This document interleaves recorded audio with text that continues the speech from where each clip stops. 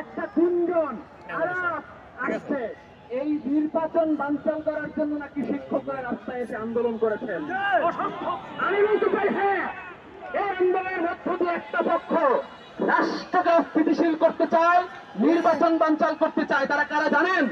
যারা এই আন্দোলনের পক্ষে, যারা মত উৎপাদন করছেন না, যারা আন্দোলনকারী এবং সরকারকে মুখোমুখি দাঁড় করিয়ে রাষ্ট্রকে অস্থিতিশীল করার চেষ্টা করছেন।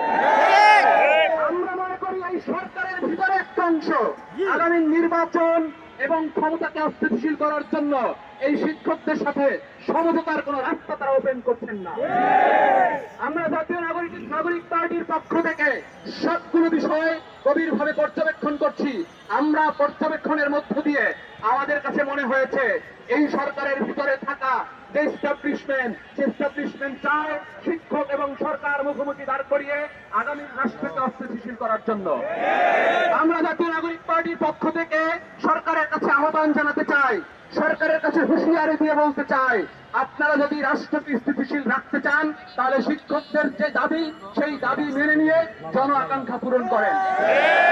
দ্বিতীয় যে বিষয়টি আমরা প্রতিক্রিয়া জানাতে চাই, আমরা দেখেছি একটি রাজনৈতিক দলের একটি শিক্ষক সংগঠন, আমরা তাদের ব্যাপারে একটু বলতে চাই, আমি নাম ধরে বলতে চাই, বিএনপির রাজনৈতিক দলের একটি অঙ্গ সংগঠন কিংবা একটি শিক্ষক সংগঠন শিক্ষক কর্মচারী ঐক্যজোট, এই ঐক্যজোটের নেতৃত্ব দিচ্ছেন জনাব সেলিম ভুঁইয়া।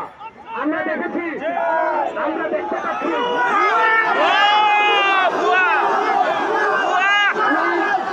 আমি সেলিম ভুঁইয়া কিংবা বিএনপির কারো আমি সৎকার করার জন্য আসি নাই, কারণ শিক্ষকদেরকে নিয়ে রাজনীতি করার সময় এটা না।